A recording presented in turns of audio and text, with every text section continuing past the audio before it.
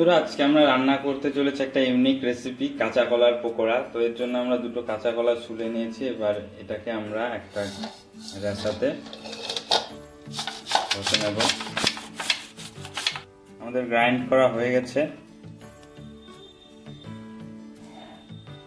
আমাদের কাঁচা কলাগুলো রেসায় ঘষে নিয়েছি, দেখতে পাচ্ছেন। এবার এগুলোকে আমরা জলে একটু ধুয়ে নেব। ভালো করে এগুলোকে ধুয়ে নিতে হবে। আমাদের কাঁচা কলাগুলো ভালো করে ধুয়ে এবার আমরা ভালো করে জল ঝেড়ে নিয়েছি। এবার এতে আমরা একে একে সবকিছু অ্যাড করব। তো আমরা এখানে প্রথমে অ্যাড করব 1 টেবিল চামচ আমরা আদা কুচিয়ে নিয়েছি, 1 টেবিল চামচ রসুন কুচিয়ে নিয়েছি, 1 চা চামচ লঙ্কার গুঁড়ো নিয়েছি, 1 চা চামচ হলুদ এবং 3টে কাঁচা লঙ্কা কুচিয়ে নিয়েছি, স্বাদ অনুসারে লবণ দেব। এছাড়া থাকতে আমরা 50 গ্রাম বেসন ও 25 গ্রাম চালের গুঁড়ো নিয়ে নিয়েছি। তো এই বেসন আর চালের গুঁড়োটা আমরা একবারে দেবো না, আস্তে আস্তে দেবো। তো প্রথমে আমরা এই বেসনটা দিয়ে দিচ্ছি, মোটামুটি অর্ধেক পরিমাণ বেসন দিচ্ছি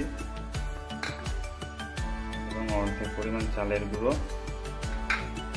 আর এগুলো আমরা একটা দিয়ে দিচ্ছি। আদা কুচি, রসুন কুচি, লঙ্কার গুঁড়ো, হলুদ গুঁড়ো,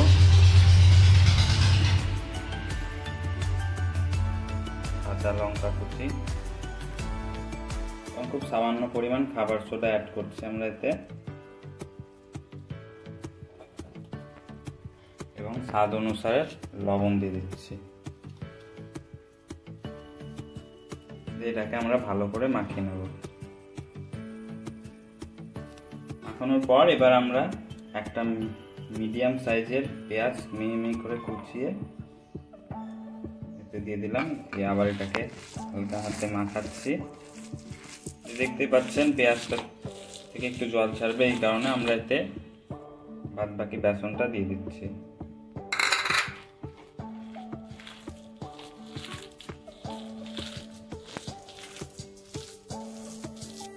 আমরা কড়াই গ্যাসের উপর চাপিয়ে দিয়েছি, কড়াইটা বেশ গরম হয়েছে। অবশ্যই মোটা কড়াই ইউজ করবেন, এতে পকোড়াগুলো পোড়ার চান্স কমে যাবে। এই কারণে আমরা একটা লোহার মোটা কড়াই নিয়ে নিয়েছি। এবার এতে আমরা 200 গ্রাম তেল দিয়ে দিচ্ছি। আপনারা চাইলে অল্প তেল ইউজ করতে পারেন, আমরা একবারে ভাজবো বলে বেশি করে তেল নিয়ে আমাদের তেলটা গরম হয়ে গেছে। অবশ্যই আপনারা সাদা তেল ইউজ করবেন, আমরা ফরচুনের সাদা তেল ইউজ করেছি। এবার আমরা পকোড়াগুলো এরকম গোল গোল করে চাপটা ছেড়ে দিচ্ছি।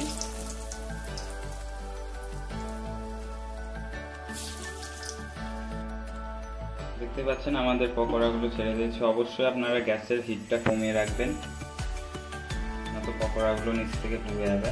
ওই গ্যাসের হিট কমিয়ে আমরা এটাকে ভাজতে থাকবো। আমাদের পকোড়াগুলো এক সাইড ভাজা হয়েছে একটু, এবার আমরা এগুলোকে উল্টে দিচ্ছি। অবশ্যই খুন্তি দিয়ে উল্টাবেন, রান্না দিয়ে উল্টানোর চেষ্টাও করবেন না, ভেঙে যাবে।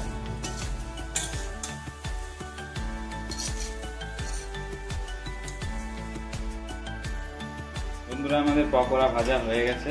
এবার আমরা এগুলোকে একটা প্লেটে তুলে নিচ্ছি। প্লেটের উপর টিস্যুটাকে পেতে নিয়েছি।